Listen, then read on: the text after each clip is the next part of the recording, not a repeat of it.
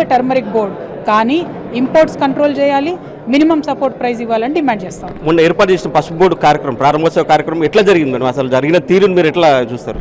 చూడండి బ్రదర్, ఇవాళ దేశంలో 20 రాష్ట్రాల పైచిలకు పసుపు సాగవుతుంది. ఆ 20 రాష్ట్రాలలో మేము పెద్ద రాష్ట్రాలు అన్నిటి దగ్గర పోయి ఆ ముఖ్యమంత్రుల మద్దతు లేఖలు తీసుకొచ్చి ఆనాటి ప్రధానమంత్రి గారికి ఇవ్వడం జరిగింది.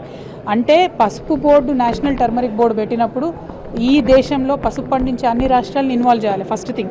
లేదు అట్లీస్ట్ ఇక్కడ పెడుతున్నారు కాబట్టి ఇక్కడ రాష్ట్ర ప్రభుత్వాన్ని ఇన్వాల్వ్ చేయాలి.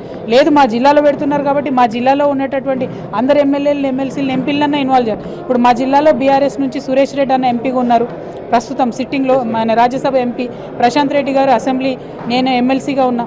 మా ముగ్గురికి ఎటువంటి ఇన్విటేషన్ లేదు. ఇక్కడ కాంగ్రెస్ ఎమ్మెల్యేలు ఉన్నారు, వాళ్ళకి ఎటువంటి ఇన్విటేషన్ లేదు.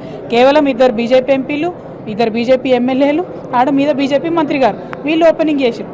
అంటే ఏ రాష్ట్రంలో ఒక ముఖ్యమంత్రిని కాన్ఫిడెన్స్లోకి తీసుకోలేదు, ఒక వ్యవసాయ శాఖ మంత్రిని కాన్ఫిడెన్స్లోకి తీసుకోలేదు.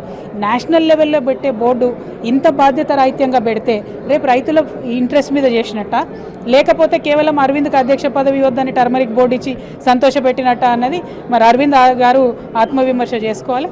అల్టిమేట్గా అధ్యక్ష రేసు నుంచి మా ఎంపీ గారిని తప్పించుకోవడానికి చేసినట్టుగా నాకు